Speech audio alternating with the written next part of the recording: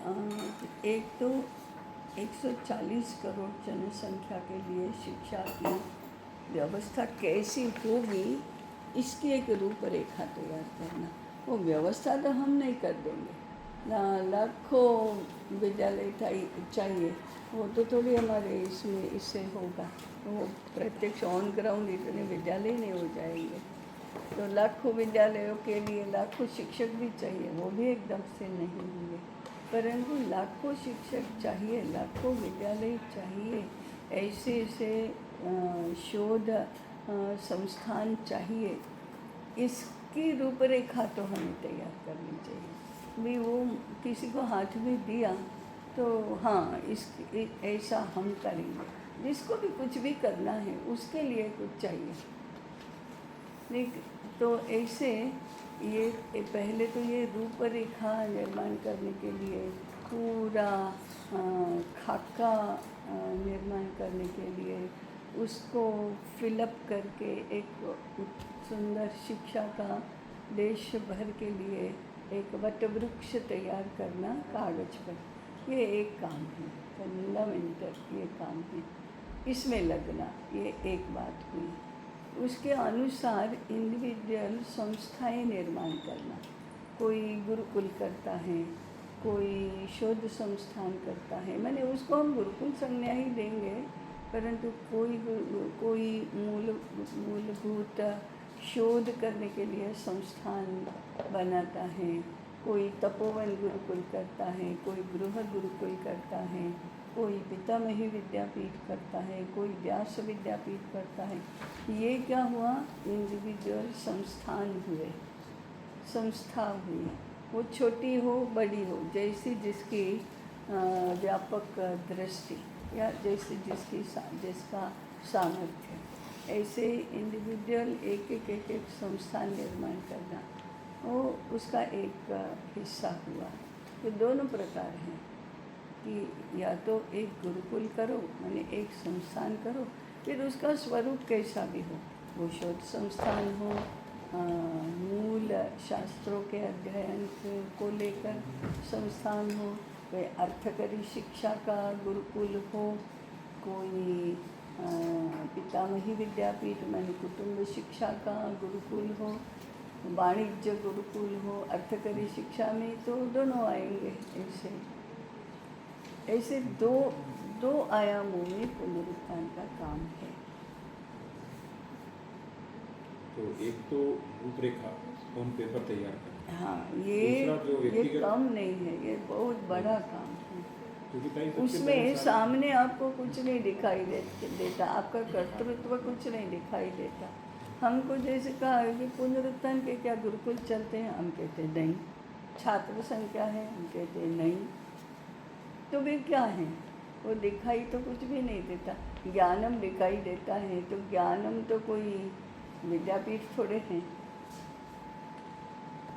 विद्यापीठ का एक नैमिषारण्य तब चल रहा है, चल रहा है ना, तो चल क्या रहा है, तो दिखाई कुछ भी नहीं दे रहा है। चल क्या रहा, क्लासेस लगती है नहीं, आचार्य छात्र हैं नहीं, तो सामने दिखाई नहीं दे रहा है, परंतु हो तो बहुत रहा है। तो एक विद्यापीठ का स्वयं का ये जो काम है वो है, और दूसरा फिर टेंजिबल दिखाई दे रहा है ऐसा कोई संस्थान निर्माण करना, दोनों ही आवश्यक है।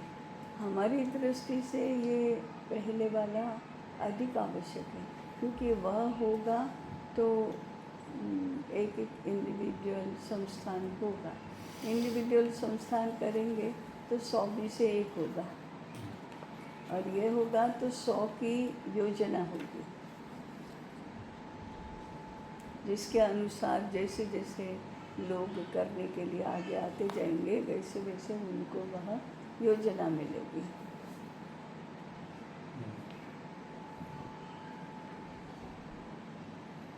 इसमें कहीं नौकर गुरुकुल भी होगा ना, क्यों नहीं होगा, नौकर गुरुकुल भी अपनी गुरुकुल संकल्पना में है। तो कहीं वटवृक्ष मैं सोच रहा हूँ 2 तरह से निर्माण करें।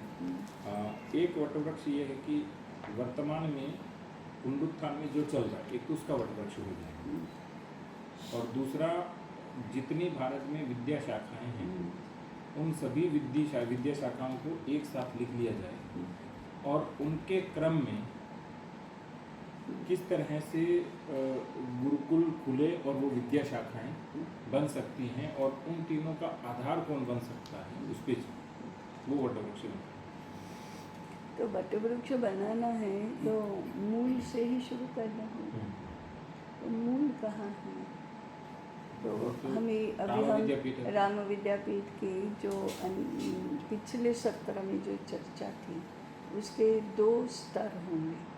एक स्तर ये होगा कि जो पितामही विद्यापीठ, व्यास विद्यापीठ और गुरुकुल शिक्षा, उसको हमने फिर नाम दिया चाणक्य विद्यापीठ, माने घर, विद्यालय, मंदिर, ये 3 आयाम हैं। उन तीनों आयामों का मूल जो है वो राम विद्यापीठ होगा।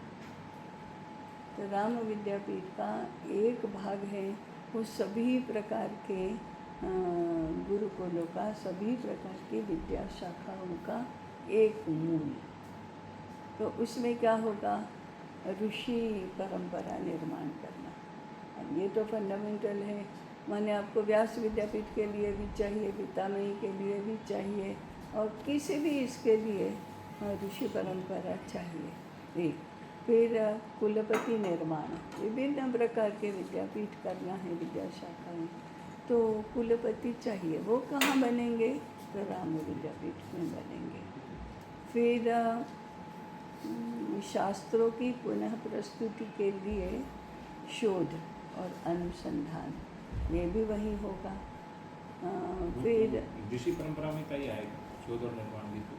हाँ हाँ, ऋषि कुलपति वो करेंगे क्या? तो होगा क्या उसमें? ऋषि परंपरा निर्माण करना माने क्या? एक ऋषि बनना है, एक कुलपति बनना है, तो उनको करना क्या है फिर? तो अध्ययन अनुसंधान, ये तो एक भाग हुआ। दूसरा होगा शास्त्रों की पुनः प्रस्तुति, ये होगा। तो अनुसंधान के आधार पर शास्त्रों की पुनः प्रस्तुति होगी। अब ये किसी भी विद्या शाखा का शास्त्र हो, मूल शास्त्र, वो तो राम विद्यापीठ में ही निर्माण होगा।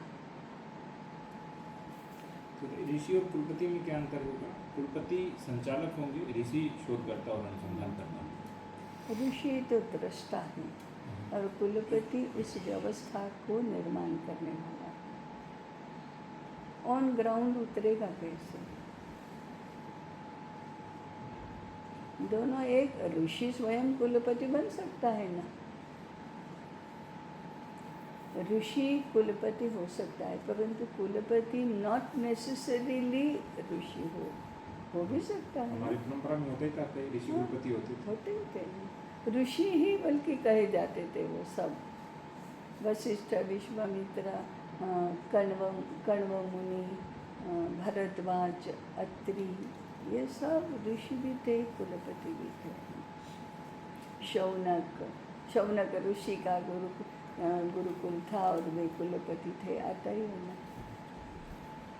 तो पहले तो ऋषियों को दोनों काम करने होते हैं, दर्शन भी करना है और उसको जब भूमि पर उतारने के लिए ढांचा भी निर्माण करना है, उसका संचालन भी करना है, दोनों काम होते हैं। फिर आचार में स्थापना करने वाले आचार्य, इतना काम राम विद्यापीठ का एक फेज है। और दूसरा फेज जो उसका है वो घर, गुरुकुल और मंदिर। तो गुरुकुल की शिक्षा जो भी है वो राम विद्यापीठ का दूसरा भाग होगा। उसको हमने नाम दिया था चाणक्य विद्यापीठ। गुरुकुल तो चाणक्य विद्यापीठ, व्यास विद्यापीठ और पितामही विद्यापीठ। तो चाणक्य विद्यापीठ में तो विभिन्न आयु वर्ग के लिए गुरुकुल, उसमें तपोवन गुरुकुल, त्रिवर्ग पुरुषार्थ गुरुकुल, उसमें भी धर्म अर्थ काम तीनों होंगे। कई तपोवन गुरुकुल तो ये हुआ ना हमारा राम विद्यापीठ। राम विद्यापीठ, परंतु उसमें ये भी होगा ना कि 8 वर्ष की आयु से छात्र पढ़ने के लिए जा रहा है। तो ठीक है, एक हम समग्रता में तपोवन देख रहे हैं। हाँ, और एक जो चाणक्य गुरु विद्यापीठ है वो चाणक्य भी तपोवन गुरुकुल के रूप में होगा। हाँ, जो ऐसी विद्या शाखा होगी जिसमें पढ़ने के बाद वो उधर जाएंगे, शास्त्रों की प्रस्तुति, और इसके लिए भी अध्ययन तो 8 वर्ष की आयु से ही शुरू होगा ना।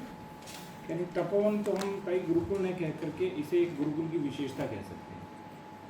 हाँ, उसका नाम तपोवन गुरुकुल दिया। तो तपोवन और जैसे हम चाणक्य व्यास कैसे- विद्यापीठ कह रहे हैं, पितामही विद्यापीठ कह रहे हैं, इसी प्रकार से तपोवन तो गुरुकुल। तपोवन और चाणक्य तो पर्यायवाची हुए ना, मैं तपोवन गुरुकुल उसको कहती हूँ कि जिसमें पहले से तय है कि इनको राम विद्यापीठ में आचार्य बनना है, इनको कुलपति बनना है, इनको शास्त्रों की पुनः प्रस्तुति करना है, इनको ऋषि परंपरा में जाना है, ये पहले से तय है। बाकी आप अर्थकरी शिक्षा के लिए गुरुकुल चाहिए, वो तो उद्योग गुरुकुल चाहिए, वाणिज्य गुरुकुल चाहिए, वो भी तो चाणक्य विद्यापीठ का ही अंग होगा ना। हाँ, क्योंकि वो आयु के अनुसार गुरुकुल है। हाँ, तो आयु के अनुसार। जैसे 15 वर्ष की आयु होगी हाँ, तो उसे अपने क्षेत्र का चुनाव करना ही है और 20 वर्ष तक विशेषज्ञता प्राप्त करके और 21 नहीं, वर्ष में चुनाव तो 8 वर्ष की आयु में ही है। 10 वर्ष की आयु में समझो 2 वर्ष आप एकदम जनरल हो, लेकिन 10 वर्ष की आयु में तो चुनाव है ही कि उसको अर्थकरी शिक्षा में जाना है या कहाँ जाना है। तो एक तरह से तपोवन गुरुकुल कोर है, कोर है। और जो कोर है वहाँ से समग्र शिक्षा निर्माण करने के लिए राम विद्यापीठ में सब लोग जाएंगे और वहीं से ही चाणक्य विद्यापीठ में या अन्य विद्यापीठों में जाएंगे।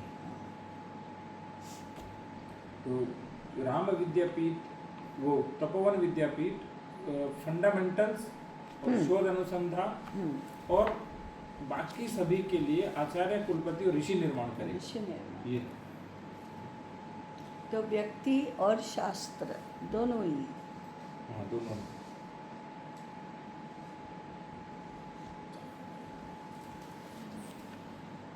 मैंने व्यक्ति निर्माण करो तो वही शास्त्र निर्माण करेंगे।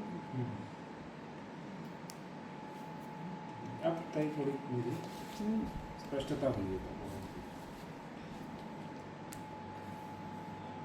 तो अब तात्पर्य ये हुआ था, सबसे पहले तो तपोवन गुरुकुल खुलना, और तपोवन गुरुकुल से जो लोग तैयार होंगे वो राम विद्यापीठ में जाएंगे। तो पुनरुत्थान विद्यापीठ, राम विद्यापीठ और तपोवन गुरुकुल दोनों का काम कर रहा है। नहीं, वो तो अभी तो हम पितामही, व्यास, ये सारी कल्पना करना ना। राम विद्यापीठ में मूलतः जो है वो ये एक पूरा खाका निर्माण करने का काम करना है, वो भी तो राम विद्यापीठ में ही होगा ना। पितामही विद्यापीठ केवल घर में होने वाली शिक्षा का विचार करेगा, व्यास विद्यापीठ लोक शिक्षा का करेगा, चाणक्य विद्यापीठ के गुरुकुल के और उच्च शिक्षा की।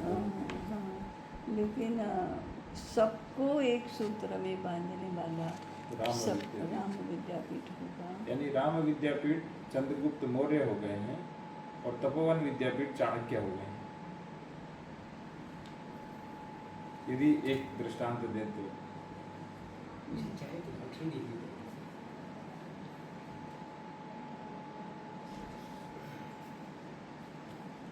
ठीक है, तो ये वाला दृष्टांत, क्योंकि वो तो यानी पीछे से पूरा उनको निर्देश देना, आदेश देना, सुझाव देना, मार्गदर्शन देना, वो सब करते थे। इसी तरह से तपोवन विद्यापीठ भी व्यष्टि और शास्त्र दोनों निर्माण करके आगे दे। तो एक तरह से जो रिसर्च इंस्टीट्यूशन जिसको आज की कहते हैं वो Tapovan Gurukul, institute of fundamental research, और जो उसके बेस पे जो यूनिवर्सिटी बनेगी, जो बिगेस्ट यूनिवर्सिटी ऑफ भारत, तो वो होगी राम राम विद्यापीठ। विद्यापीठ। और राम विद्यापीठ जो मूल होगी, उसकी शाखाएं प्रशाखाएं आगे घर, विद्यालय, मंदिर, पितामही, चाणक्य और व्यास, ये हमारी विद्यापीठ होगी।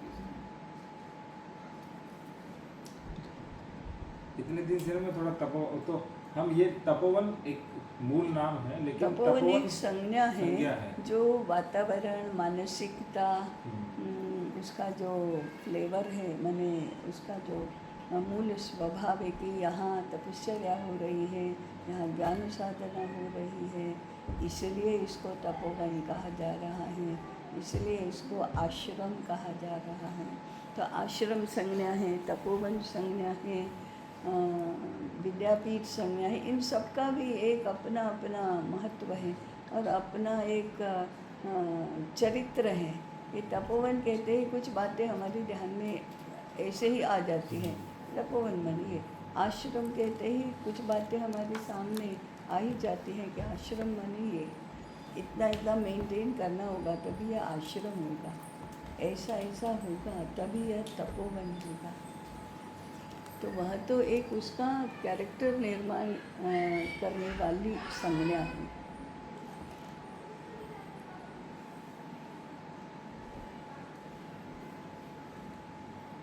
परंतु मूल विद्यापीठ के लिए ये चाहिए, ऐसा वातावरण, ऐसी मानसिकता, ऐसी ऐसी व्यवस्था, ये चाहिए।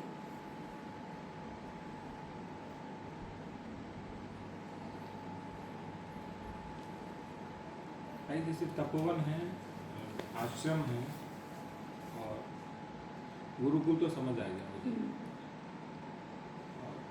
आश्रम में क्या, आश्रम किस तरह से भिन्न होता है? तपोवन तो ऐसे एक बहुत बड़ा एरिया होता है, वो वन ही होता है। वन में अलग अलग लोग, ऋषि, ये सब तप कर रहे हैं। तो तप के कारण से जहाँ वातावरण ऐसा पवित्र और शांत और ऐसा हो गया है, जहाँ अपने आप प्रेरणा मिलती है, कुछ अच्छा करे, कुछ बड़ा करे, कोई श्रेष्ठ करे, ऐसे। तो ये तपोवन तो एक जैसे उपवन होता है वैसे तपोवन होता है, वन होता है। तो वो तो एक बहुत बड़ा एरिया है। आश्रम इंडिविजुअलाइज्ड है, जहाँ वहाँ जो ऋषि होते हैं उन्होंने बनाया हुआ, तो उन व्यवस्थाओं में यहाँ निवास की व्यवस्था होगी, भोजन की व्यवस्था होगी, पढ़ने के लिए बैठना है, यज्ञशाला है, तो उसको आश्रम कहते हैं। और इवन आधुनिक भारत में भी शांति निकेतन, तो गुरुदेव उसको आश्रम ही कहते थे। पौंडीचेरी में श्री अरविंद का आश्रम ही है। महात्मा गांधी हरिजन आश्रम ही कहते थे साबरमती आश्रम को।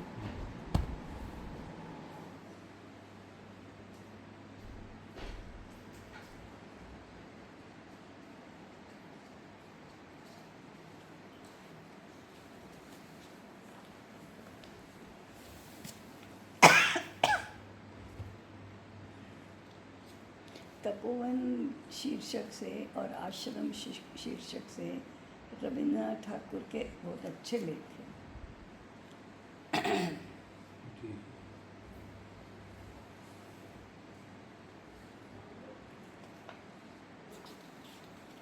तो कभी आए नहीं सामने।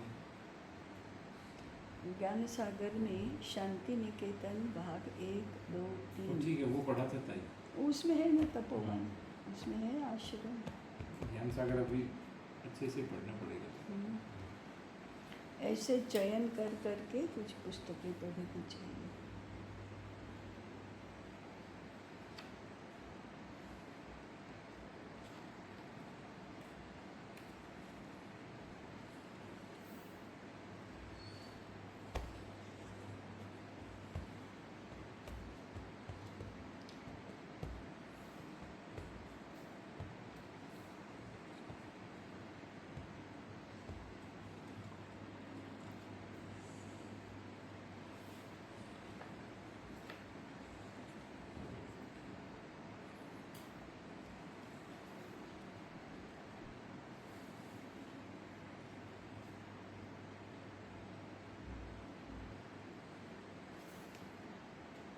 एक तो आपके स्पेसिफिक बोले तो भृगु के अध्ययन के लिए और याज्ञवल्क्य में दोनों का मिलकर एक विषय का पहले चिति के लिए लेख और बाद में भाष्य ग्रंथ, ये इसकी तो योजना स्पेसिफिकली करो। अब शीर्षक लिखो ऊपर, उसकी रूपरेखा करो। भृगु के अभी जब ये आएगा, सत्र आएगा, उसमें प्रस्तुत करो। तो ये जो अध्ययन का ये है आचार्य बनने तक का, इसको ज़रा स्पेसिफिक कर। हमारा अध्ययन है ना फैला हुआ है, तो फैला हुआ भी चाहिए ही है, परंतु गहरा भी चाहिए ही है।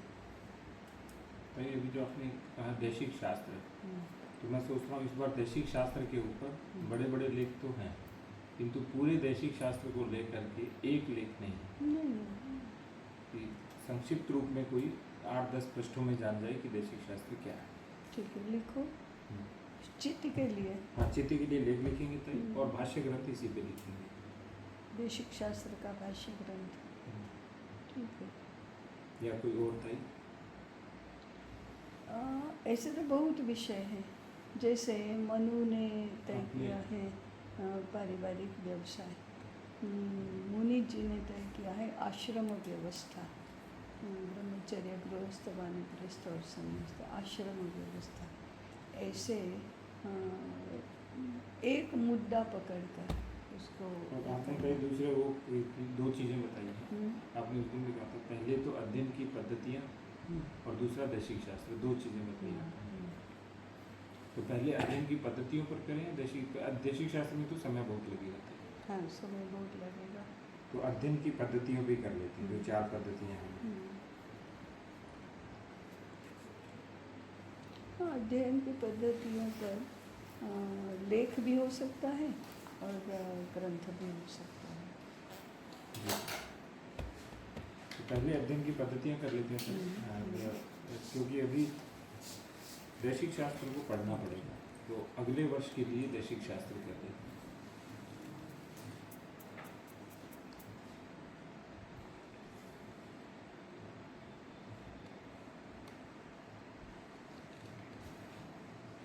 एक विषय हो सकता है अधिजनन, अध्यापन, अधिलवन, ये भी हो सकता है। क्योंकि क्रिया रूप तो कृति रूप तो यही होता है। तो इसमें अध्यापन में अध्यापन की पद्धतियाँ भी समग्र विकास के लिए, समग्र विकास के कारक तत्व अधिजनन, अध्यापन, अधिलवन।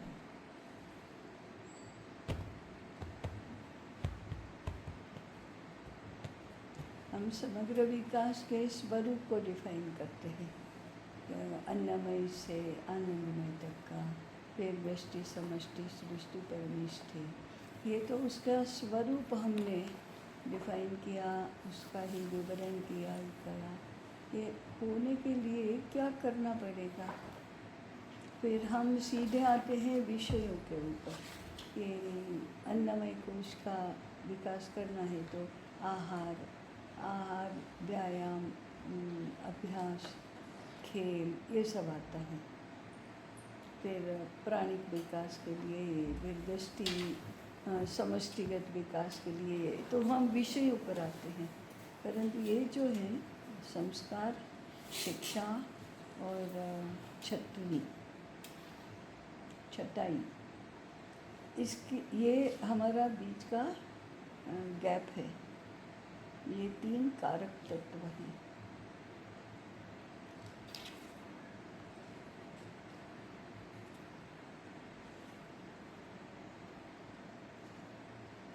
संस्कार, शिक्षा और शास्त्र। छटाई कहा मैंने, अधिलवन। यह शस्त्र क्या? यह शस्त्र, संस्कार, शिक्षा, संस्कार, शास्त्र और शस्त्र। ना, शस्त्र नहीं है। अधिलवन माने शस्त्र थोड़े हैं। अधिजनन माने संस्कार हैं, अध्यापन माने शिक्षा है। हाँ, उससे फिर वो संकुचित हो जाएगा। फ्रूट नहीं होगी। हाँ ये अच्छा था। बाकी इसमें तो दैवी संपद योग क्षेम लिखा है इनके बारे हाँ में। हाँ, तो दैवी संपत्ति ये सारी व्यवस्थाएं हैं ऐसे ऐसा ये सारा दैवी श्रेष्ठ देश या श्रेष्ठ समाज दैवी संपत्ति युक्त होता है, यहाँ तक वो लाए। फिर वे देश काल विभाग हुआ, विराट अध्याय, उसमें दैवी संपत्ति युक्त समाज श्रेष्ठ समाज होता है। तो समग्र विकास दैवी संपत्ति योग क्षेम अपने आप आ गया यदि समग्र विकास है। हाँ, तो वो कैसे होता है फिर? तो ये 3 कारक है उसके, अधिजनन, अध्यापन और अधिलवन।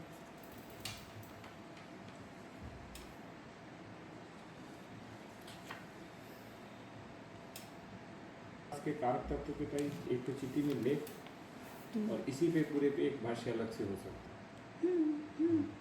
अध्ययन की पद्धतियाँ विस्तार से करो तो ये हो सकता है।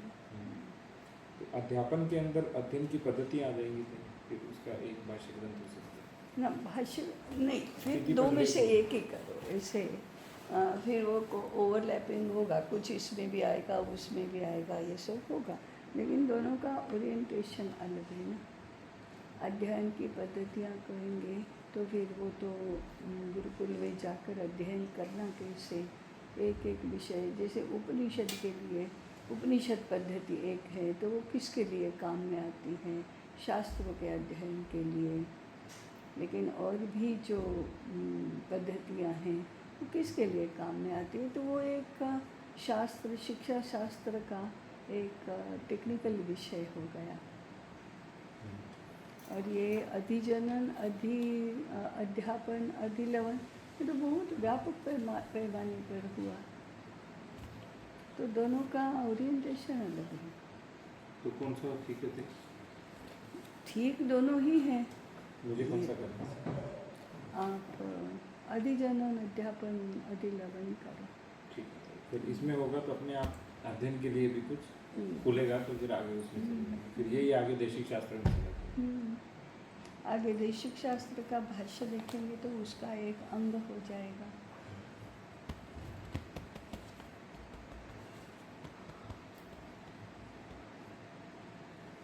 याज्ञवल्क्य का अध्ययन है तो उसके लिए छोटे छोटे विषय लेकर उनको पूर्ण रूप से सिखाना, पढ़ाना। तो हमारे पाठ्यक्रम में एक विषय है ना, छोटा सा पाठ्यक्रम निर्माण करो और वो चलाओ।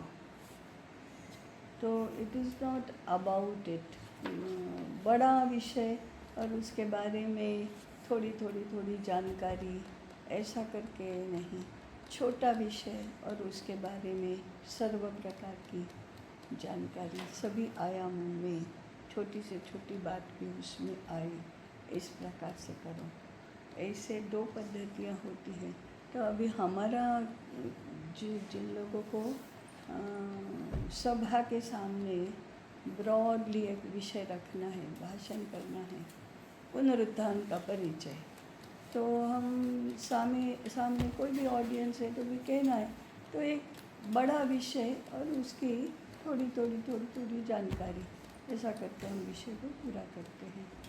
परंतु अनुसंधान केवल इतना ही एक विषय लेना है, तो फिर एक विषय पर सर्व प्रकार के सभी आयामों में बताना, वो एक दूसरी पद्धति है। तो वो दूसरी करने की आवश्यकता है। आपको या हमारे जैसे लोगों को बड़ा विषय और उसकी छोटी थोड़ी जानकारी, ऐसा करने का बहुत अभ्यास है, क्योंकि विभिन्न प्रकार के श्रोताजनों के सामने हम चर्चा हो या संवाद हो या बात रखनी हो, तो इसके अवसर बहुत आते हैं। परंतु एक ही विषय को लेकर 10 सत्रों में, 20 सत्रों में बताना है, तो फिर आपको एक विषय लेकर सारी जानकारी डिटेल्ड और छोटी बड़ी सभी बातें उसमें आ जाए, उस प्रकार से प्रस्तुत करना है। तो अध्ययन की पद्धतियाँ भी वही होती हैं, वही अध्ययन की पद्धतियाँ भी वही हैं, जैसे छोटे विषय को बड़े विस्तार से बताना, इसी तरह से अनुसंधान है, इसको विस्तार से बताना। तपोवन है, आश्रम है, कुलपति हैं, आचार्य हैं। मैंने एक होता है सूत्र रूप में बताना, विस्तार से बताना। दूसरा है विस्तार। व्यास शैली, समास शैली, ऐसा कहते हैं। समास शैली माने सूत्र रूप में बताओ, संक्षेप में बताओ। व्यास शैली माने विस्तार से बताओ। वैशिक शास्त्र समास शैली का ग्रंथ है, परंतु सारे पुराण हैं वो व्यास शैली है, विस्तार से। महाभारत व्यास शैली है, मेरी ग्रंथमाला के ग्रंथ व्यास शैली है, परंतु सूत्र ग्रंथ भी है समास शैली। 8-10 पृष्ठों में पूरा विषय सूत्र रूप में आ रहा है।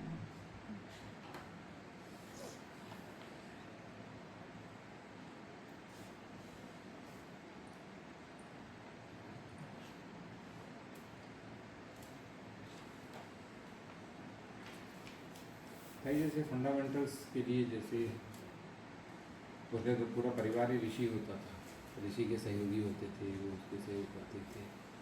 जैसे प्रियांशु है या संदीप है या उषा है, ये क्या करें? ऋषि परिवार हैं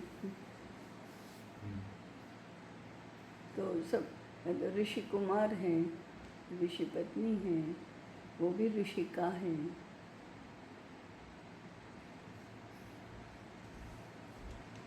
ऋषिका ताई, कोई तो कहता है कि ऋषिका ऋषि ही होता है, महिला ऋषि और पुरुष ऋषि। ऋषि का नाम हो सकता है, लेकिन ऋषि और ऋषिकाएं ऐसा तो बहुत प्रचलन है बोलने का। दोनों ही हो सकते हैं।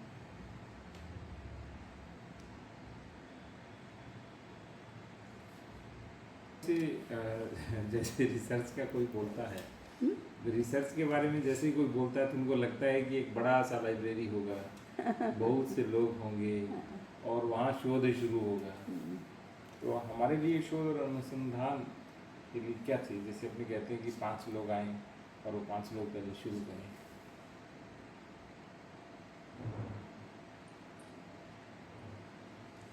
चिंतन, मनन, निधिध्यासन।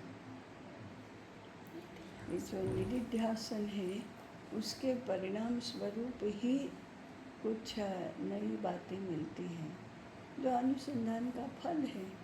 हम तो समझते हैं निधिध्यासन माने वो अनुसंधान का स्तर, उसके परिणाम स्वरूप जो भी प्रस्तुति होती है वो रिसर्च बेस्ड है। एक होता है एम्पिरिकल रिसर्च, एक होता है इंटरनल रिसर्च। इंटरनल रिसर्च उसका सत्व है, एम्पिरिकल रिसर्च उसके लिए उसको जस्टिफाई करने के लिए।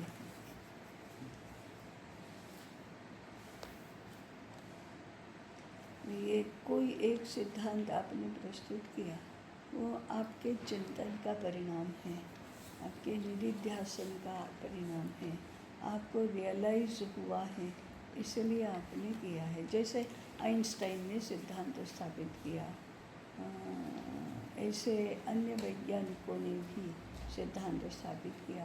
किसी को रियलाइज हुआ होगा कि पृथ्वी गोल है, ऐसे ही किसी को रियलाइज हुआ होगा कि ब्रह्मांड भी गोल ही है, सारे ग्रह नक्षत्र गोल हैं, एक भी आकाशीय पदार्थ ऐसा नहीं है जो गोल नहीं है। कल्पना कर सकते हैं? नहीं कर सकते। उनकी गति भी कैसी है? चक्रीय ही है। ये जिसको रियलाइज हुआ होगा वो केवल बुद्धि से नहीं हुआ होगा, इसके परे जाकर जब तादात्म्य में हुआ होगा, एकाग्रता हुई होगी, तब जाकर उसको रियलाइज हुआ। रियलाइज हुआ और उसने लिखा। ये तो इंटरनल रिसर्च है। मुझे अभी भी रिसर्च का कोई शब्द है, रिसर्च माने क्या, ये तो अभी भी मुझे समझ में नहीं आता। मैंने उनको भी समझ में नहीं आता कि रिसर्च माने करते क्या है वो। तो ये हमारे लिए अनुभूति हो सकता है रिसर्च का शब्द। तो कैसे होता है? निधिध्यासन से होता है। तो निधिध्यासन के परिणाम स्वरूप जो अनुभूति है, अनुभूत तत्व हैं। अनुभूत तत्व ज्ञान कैसे? अनुभूत तत्व प्रस्तुत करना वही रिसर्च है, वो इंटरनल रिसर्च हुई।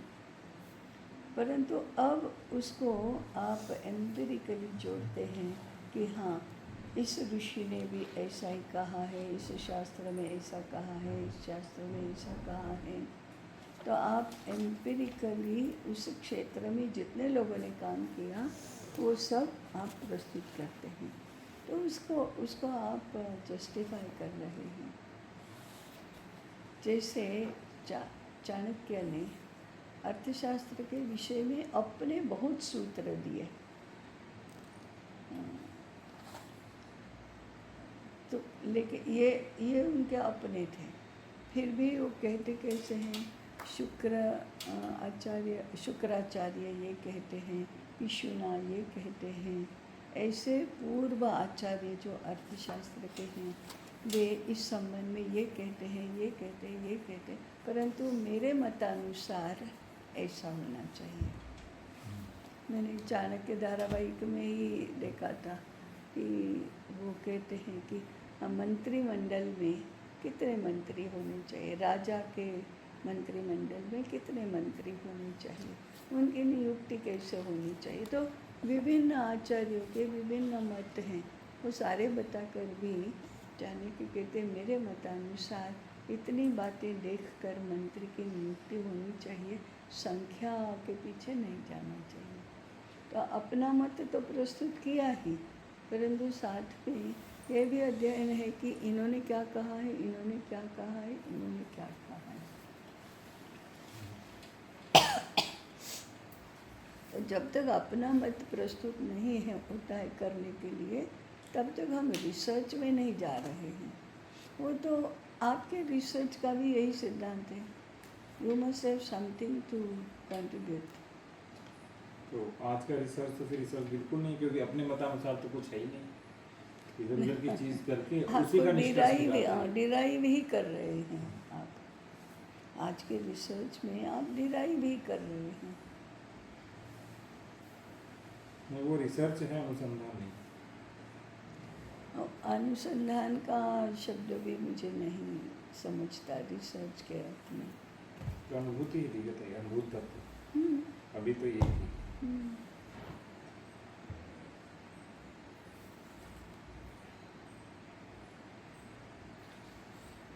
हाँ, आपका अनेक शास्त्रों का अध्ययन है, उससे आपका एक बौद्धिक स्तर तो बना है, अंडरस्टैंडिंग भी बनी है, वो भी बहुत अच्छी अंडरस्टैंडिंग है।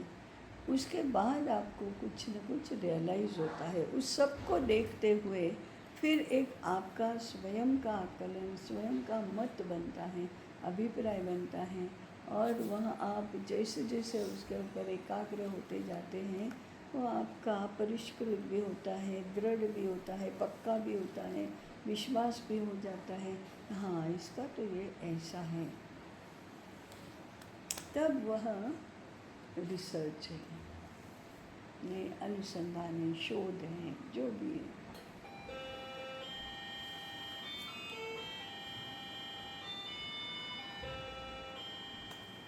नहीं, जैसे चिंतन मनन निधि ध्यान में क्या अंतर करेंगे तीनों? पढ़ा तो मैंने खूब है इसके बारे में। मन से होता है वो तो मनन है, उसके ऊपर बुद्धि से होता है वो चिंतन है, और उसे ही परिपक्व होते होते जब वह अनुभूति के ऐसे ऐसे द्वार खटखटाने लगता है तो वह निधिध्यासन है। जैसे योग का अंतरंग है धारणा, ध्यान, समाधि, ये तीनों क्या है? एक ही स्थिति की परिपक्व अवस्था है, चरम अवस्था है, वो समाधि है। धारणा और समाधि में प्रकार अलग नहीं है। जैसे आसन और प्राणायाम, ये तो प्रकार ही अलग है, परंतु धारणा, ध्यान और समाधि, धारणा का जो विषय है वही ध्यान का भी विषय है। धारणा पक्की होते होते ध्यान होती है, ध्यान पक्का होते होते परिपक्व होते होते समाधि अवस्था है। तीनों एक ही है। त्रयम एकत्र संयमः, तीनों को मिलाकर एक शब्द बताया, संयम करना। फिर इसके ऊपर संयम करने से ये सिद्धि मिलती है, इसके ऊपर संयम करने से ये सिद्धि मिलती है, ऐसा भी बहुत वर्णन है।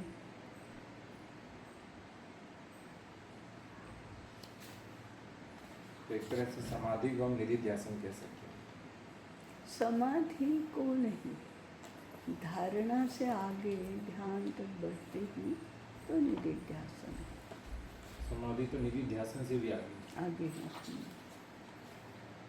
श्रवणात् माने ज्ञानेंद्रियों से प्राप्त कर किया जो भी आत्मज्ञान हो या कोई भी विश्व ज्ञान हो, कोई भी ज्ञान हो, तो शुरू होता है ज्ञानेंद्रियों से।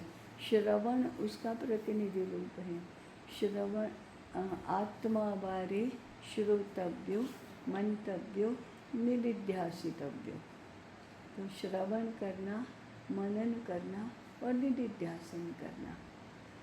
श्रवणात् दशगुणम मननम, श्रवण से जो ज्ञान हुआ उससे 10 गुना मनन से होता है। मननात् सहस्र गुणम निधिध्यासनम, मनन से सहस्र गुना अधिक निधिध्यासन से होता है। और अनंतम निर्विकल्पम, निर्विकल्प समाधि में अनंत गुना है, इसलिए उससे तो आगे ही है समाधि। निर्विकल्प समाधि है। समाधि के भी कितने प्रकार बताए हैं ना योग सूत्रों में। सबीज समाधि, निर्बीज समाधि, सविकल्प समाधि, निर्विकल्प समाधि। निर्विकल्प समाधि इज द अल्टीमेट।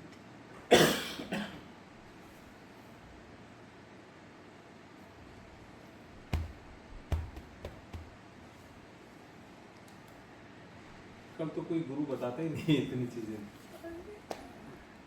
वो सब है ना अबाउट ही होता है। मैंने जो वहाँ लिखा वही आपको पुनः बताएंगे, ऐसा है। और उसमें ये यूनिवर्सिटी, संस्कृत यूनिवर्सिटीज़ जहाँ हमने कहा ना कि शास्त्रों का अध्ययन, तो शास्त्र आज से 2000 वर्ष पूर्व, 2500 वर्ष पूर्व लिखा है। उन्हीं शब्दों को पकड़ कर रखेंगे, शब्दों को पकड़ना, ये आज के अध्यापन का भी विषय हुआ। शास्त्रों के अध्यापन का तो यही है कि एक शब्द को पकड़ना, एक मात्रा भी, एक अक्षर भी, एक शब्द भी इधर का उधर नहीं करना, एक वाक्य भी अपना नहीं जोड़ना, ऐसा है। मैं एक बार अपने रामकृष्ण मिशन के कौन थे अध्यक्ष पहले, स्वामी रंगनाथानंद जी, उनका मैं उपनिषद, तैत्तिरीय उपनिषद के ऊपर ही प्रवचन सुन रही थी। तो उन्होंने क्या किया, ब्रह्मसूत्र माने शांकर भाष्य जो है तैत्तिरीय उपनिषद का, वही बताया। उसमें इतना भी अंतर नहीं। और शंकराचार्य ने कब कहा और आप कब कह रहे हैं, शंकराचार्य ने किस ऑडियंस के लिए, किस वाचक वर्ग के लिए लिखा, बोला, आप किसके लिए बोल रहे हैं। तो तत्व को अपनी भाषा में प्रस्तुत नहीं करना, तत्व को शांकर भाष्य में जो लिखा है उसी स्वरूप में रखना, उसके एक एक शब्द को समझाना। निर्विकल्प मैंने क्या, जिसमें विकल्प नहीं है वह, ऐसे समझाना। वो संस्कृत में लिखा है, ये अंग्रेजी में बोल रहे थे, इतना ही अंतर। परंतु जिसको हम श्रोता को या छात्र को समझ में आ गया, ऐसा नहीं कह सकते, क्योंकि जैसे शंकराचार्य ने लिखा वैसे ही रंगनाथानंद जी ने बोला, वैसे ही वो सुनने वाला याद रख के वैसा ही बोलेगा। तो बोलेगा बोलेगा बोलेगा, सुनेगा बोलेगा, कहाँ रहा? श्रवण के स्तर पर ही रहा, उनका भी पठन के स्तर पर ही रहा। उन्होंने पठन किया, बहुत बार पठन किया, याद हो गया। उन्हीं शब्दों को अपनी पद्धति से, मैंने संधि विच्छेद करके, समास विग्रह करके, ऐसा करके एक एक शब्द को समझाए। जैसे भगवद गीता के श्लोक पदच्छेद करके, अन्वय करके समझाए जाते हैं ना, इसका अर्थ ये, इसका अर्थ ये, इसका अर्थ ये, ऐसा करके वो विशद किया। इसको कहते हैं समझाया। परंतु वो समझाया थोड़े, तत्वार्थ तो नहीं, तत्व चिंतन तो नहीं हुआ, अर्थ चिंतन तो नहीं हुआ। तो ऐसे वो ज्ञानेंद्रियों के स्तर पर रह जाता है, निधिध्यासन तक नहीं पहुंचता है। निधिध्यासन होगा तो रंगनाथानंद जी का स्वयं का भाष्य होगा, वो शंकर भाष्य नहीं रहेगा। फिर समाधि पे जाके तो कहीं फिर बोलेंगे नहीं कुछ। बोलेंगे, समाधि से वापस आएंगे तो बोलेंगे।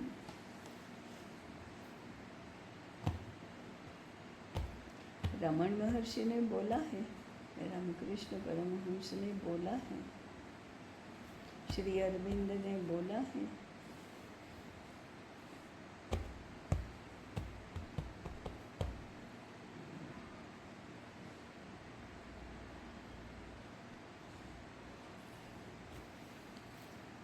जनक राजा ने बोला है।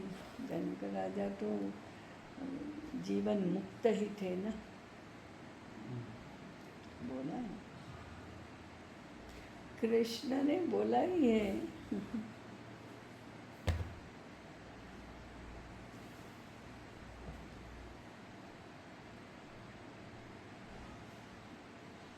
शंकराचार्य ने बोला है, शंकर भाष्य है ब्रह्म सूत्र का, भगवद गीता का, उपनिषदों का, वो उनका भाष्य है। परंतु बाकी रंगनाथानंद जी और ये सब शंकर भाष्य बता रहे हैं। वो भी शंकराचार्य ने लिखा, वो एक एक शब्द पकड़ पकड़ कर समझा रहे हैं, कभी अनुवाद करके, कभी संधि विच्छेद करके, कभी समास को विग्रह करके।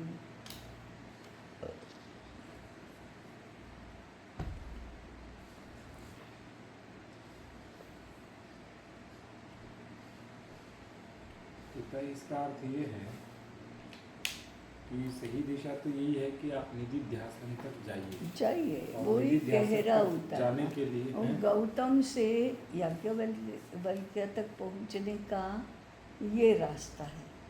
और आपको फैलना है तो एक पुराण नहीं 18 पुराण पढ़ो, एक वेद नहीं 4 वेद पढ़ो, एक उपनिषद नहीं 11 उपनिषद पढ़ो, ये फैलना हुआ। एक ग्रंथ नहीं 10 ग्रंथ पढ़ो, ये तो फैलना हुआ। परंतु एक ही ग्रंथ समूह है ना 10 ग्रंथों का, गौतम में भी पढ़ो और याज्ञवल्क्य में भी पढ़ो।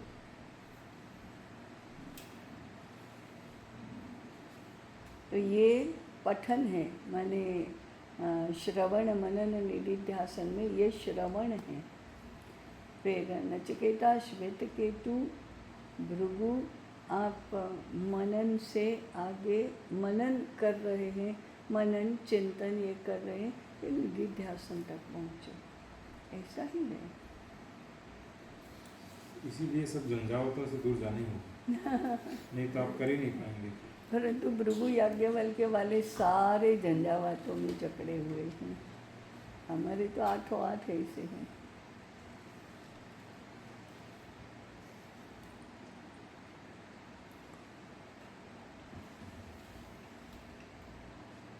देखा कितने झंझावतों में हैं। हम्म। बताओ, उषा कह रही है मैं भी झंझावतों में हूँ। हाँ, ये भी झंझावात ही है। ऋषि का ही तो बनना है, फिर आंख बंद करके बस बोलते रह नहीं, गए, भाषा लिखते रह गए। वो विद्या क्षेत्र वालों को थोड़ा झंझावात भी अनुकूल है, पूर्ण ब्रह्मति वालों को भी अनुकूल है। ये बाकी 3 जो पुनरुत्थान के 3 है, उनको तो सब प्रतिकूल है, झंझावात भी अलग ही प्रकार का। हाँ, यानी दोनों विपरीत झंझावात है। विपरीत झंझावात है। संदीप जी का भी, आपका भी, मधुसूदन जी का भी।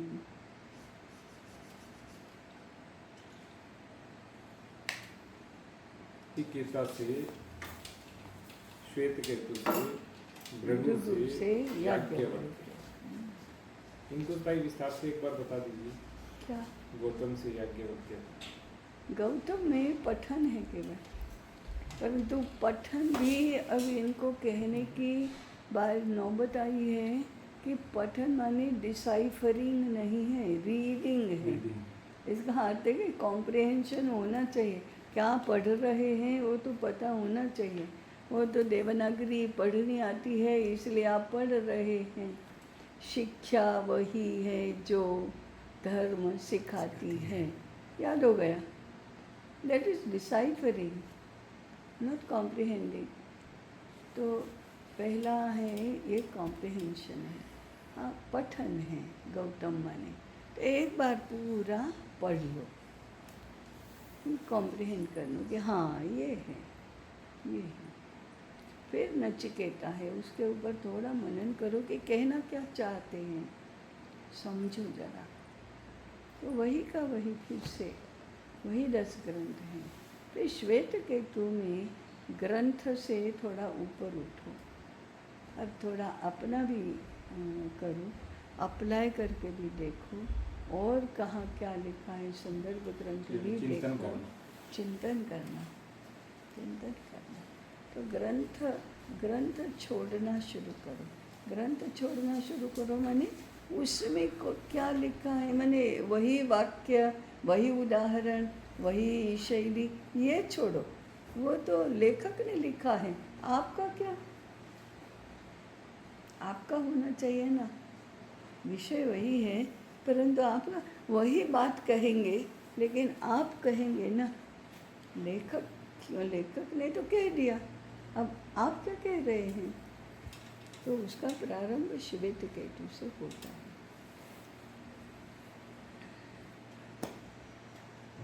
याज्ञवल्क्य तो पूरा आपका है।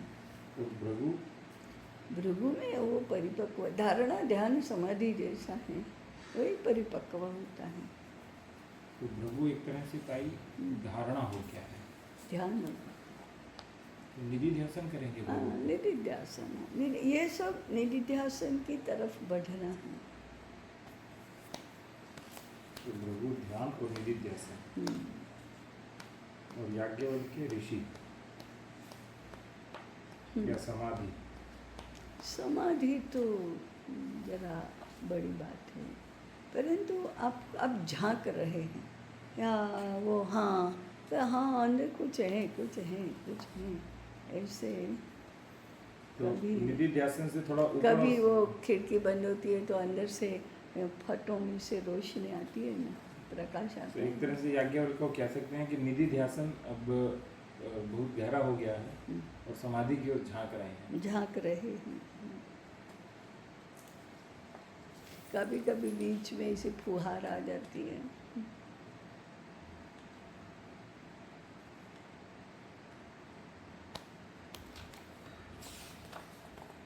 याज्ञवल्क्य के बाद फिर आपको अध्ययन योजना में बंधे रहने की आवश्यकता नहीं होती।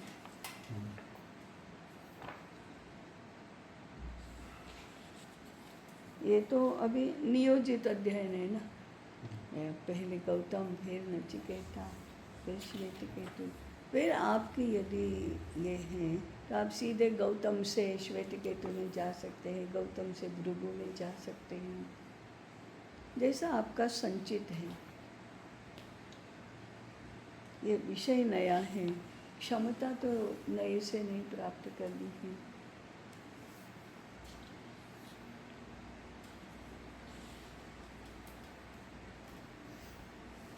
ऐसे बताऊं?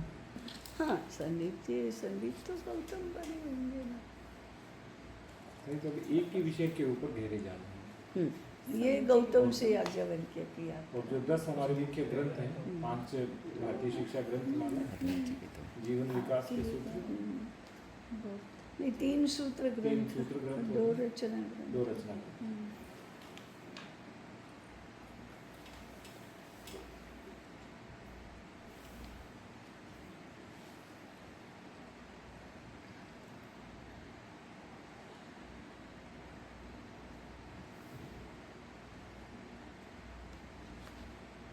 श्रद्धा को पूछ रही थी कि आप वहाँ आएंगे, आप क्या करना चाहती हैं? और आपसे सीखेंगे। इससे उनकी जरा हेजी कल्पना है कि वास्तव में क्या करना चाहते हैं। एक तो ऐसा है कि आपने अपना विजन उनमें ट्रांसफ़र किया है कि नहीं, ये पहले जांच लेना चाहिए कि वो वास्तव में वे भी करना चाहते हैं कि नहीं। नहीं तो चाचा जी ने भेजा है इसलिए आए हैं, चाचा जी चाहते हैं इसलिए पढ़ रहे हैं, उन्होंने कहा है इसलिए प्रयास कर रहे हैं। हमारे विजन के कई 3 लोग हैं अभी। संजू है और प्रियांशु है और अमिता है। तेरा है या नहीं? नहीं, मैं तो पूछ रहा हूँ, नहीं है तो मना कर सकते इसको। ऐसे कैसा तो दूसरे नंबर की बात है। हमें तो कोई बचता ही नहीं लिखने वाला।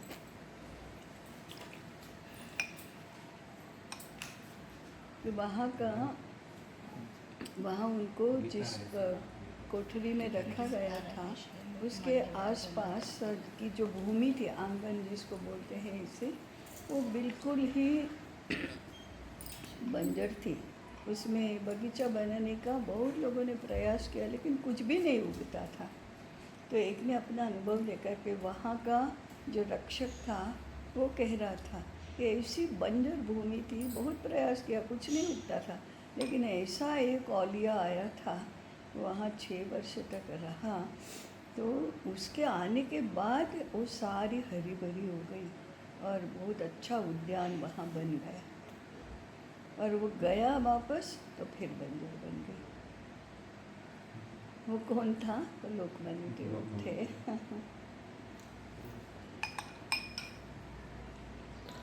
क्योंकि उनका पिंड तो वही बना है ना, इसी भूमि का है, इसी लीनिएज का है, रक्त के संस्कार तो अभी वही हैं, इसलिए तुरंत समझेगा, परंतु कोई समझाता ही नहीं है। उनके सामने कुछ रखेंगे तभी तो वो देखेंगे।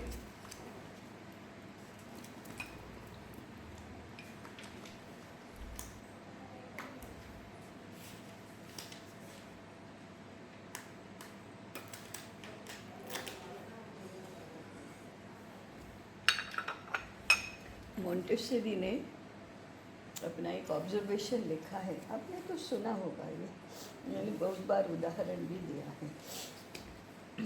रहे थे, वो देख रही थी, तो उसने देखा कि एक बच्चा वो सिंक से गीली मिट्टी में ऐसे रेखा बना रहा है। तो उनको कुतूहल हुआ और जाकर पूछा कि तुम क्या कर रहे हो? तो उसने कहा कि मैं ये जो चींटा है उसका पैर टूट गया है, उसको मैं उसके लिए रास्ता बना रहा हूँ, मैं उसको यहाँ रखूँगा तो ऊपर से कोई जाएगा तो भी वो कुचल नहीं जाएगा। तो मोंटेसरी का कमेंट है कि मैंने नक्की समझा कि ये हिंदू लड़का है। और फिर दूसरा वाक्य लिखा कि अगर इसके स्थान पर कोई क्रिश्चियन लड़का होता तो क्या करता, कुछ निरीक्षण करता और फिर कंधे ऊंचका कर चला जाता। मुझे क्या है, वो उसका भोग है, मुझे क्या लेना देना उससे, सो व्हाट, मेरा क्या है, मैं क्या करूँ उसमें, ऐसे होता। और फिर हमने जोड़ा, यदि मुसलमान होता तो उसको कुचल कर हा हा हा करके हंसता। ये सिखाने की बात ही नहीं है, बिना सिखाए 5-6 वर्ष के बच्चे ऐसा ही व्यवहार करते हैं। तो आज भी ऐसा ही है। तो मैंने एक झोपड़पट्टी के बच्चों का संस्कार केंद्र का वर्ग था, उसमें मैंने ऐसे ही 10 वर्ष के आसपास के, 10-12 वर्ष के होंगे, उनके सामने मैंने कहा कि मैं आपके सामने 3 उदाहरण रखती हूँ और ये 3 लड़के 3 देशों के हैं, आपको पहचानना है कि कौन से देश का है। मैंने ये 3 बातें बताई और कहा कि इनके देश बताओ। तुरंत कहा भारत, अमेरिका, पाकिस्तान। ने भी सिखाया नहीं है ना, लेकिन उनको अंदर से पता है कि भारत के लोग ऐसा ही कर सकते हैं और पाकिस्तान ऐसा ही करता है। मार दिया, कोई मतलब नहीं तो भी मार दिया।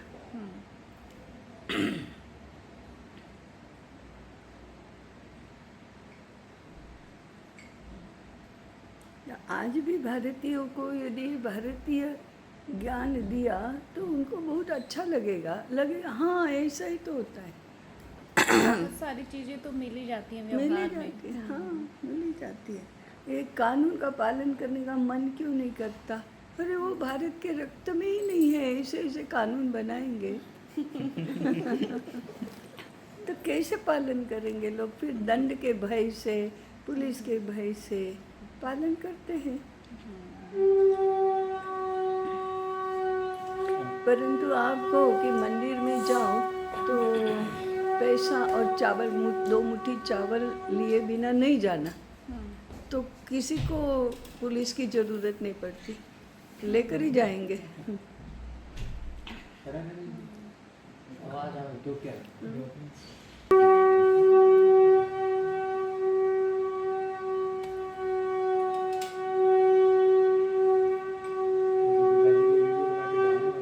अभ्यास में होंगी, शंख नाद सुनकर पता चलता रहा कि श्री कृष्ण का पांचजन्य बज रहा है ना। जी।